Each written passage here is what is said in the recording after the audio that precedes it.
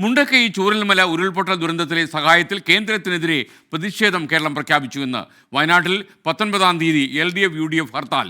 കേരളം ഇന്ത്യക്ക് പുറത്താണോ എന്ന് മുഖ്യമന്ത്രി പിണറായി വിജയൻ ഇന്ന് ചോദിച്ചു. പാർലമെന്റിനകത്തും പുറത്തും വിഷയം ഉന്നയിക്കുമെന്ന് പ്രതിപക്ഷം ഇന്ന് പ്രതികരിച്ചു. മാനദണ്ഡം പാലിക്കാതെ എങ്ങനെ സഹായം നൽകുമെന്ന ചോദ്യമാണ് BJP കേന്ദ്രങ്ങൾ ഉന്നയിക്കുന്നത്.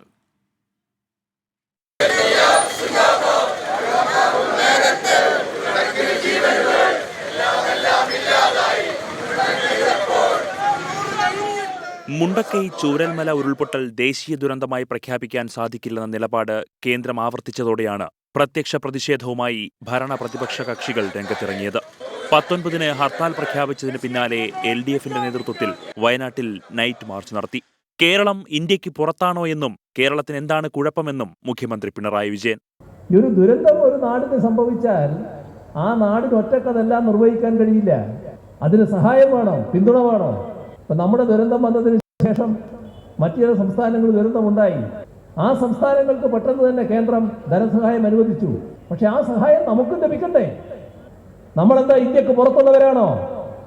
ഈ കേരളം എന്നത് പൂർണ്ണമായി തള്ളപ്പെടേണ്ട ഒരു സംസ്ഥാനമാണോ? എന്തേ നമുക്കുള്ള കുറവ്? കേന്ദ്രത്തിനെതിരെ രൂക്ഷമായ വിമർശനമാണ് പ്രതിപക്ഷത്തിന്റെ ഭാഗത്തു നിന്നുമുള്ളത്.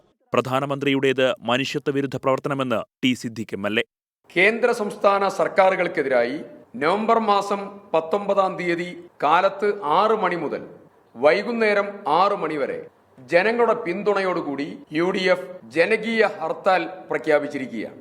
പ്രതിഷേധ പ്രകടനങ്ങൾക്ക് മുന്നണിയായും കക്ഷികളായും പലയിടത്തും ഇന്ന് UDF പ്രതിഷേധ പ്രകടനങ്ങൾക്ക് നേതൃത്വം കൊടുക്കുകയാണ്. രാവിലെ 6 മുതൽ വൈകിട്ട് 6 വരെയാണ് ഹർത്താൽ. ജില്ലയിലെ താലൂക്ക് ആസ്ഥാനങ്ങളിൽ UDFന്റെ നേതൃത്വത്തിൽ പോസ്റ്റ് ഓഫീസുകളിലേക്ക് മാർച്ചും ധർണയും നടത്തും. അവശ്യ സർവീസുകളെ ഹർത്താലിൽ നിന്നും ഒഴിവാക്കിയിട്ടുണ്ട്. എന്നാൽ ഊഹക്കണക്ക് നോക്കിയാണോ സഹായം നൽകേണ്ടതെന്നാണ് BJPയുടെ ചോദ്യം. ദേശീയ ദുരന്തമായി പ്രഖ്യാപിക്കാത്തതിന്റെ കാരണക്കാർ മുൻ കോൺഗ്രസ് സർക്കാരാണെന്നും കുറ്റപ്പെടുത്തൽ. UPA സർക്കാരാണ് ദേശീയ ദുരന്ത നിവാരണ നിയമം കൊണ്ടുവന്നത്.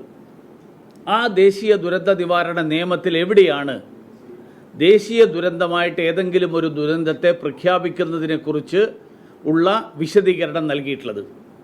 പാലക്കാട് ഉപതെരഞ്ഞെടുപ്പിന് ദിവസങ്ങൾ മാത്രം ബാക്കി നിൽക്കെ വിഷയം പ്രചാരണത്തിൽ സജീവമായി ഉന്നയിക്കാനാണ് LDF UDF തീരുമാനം.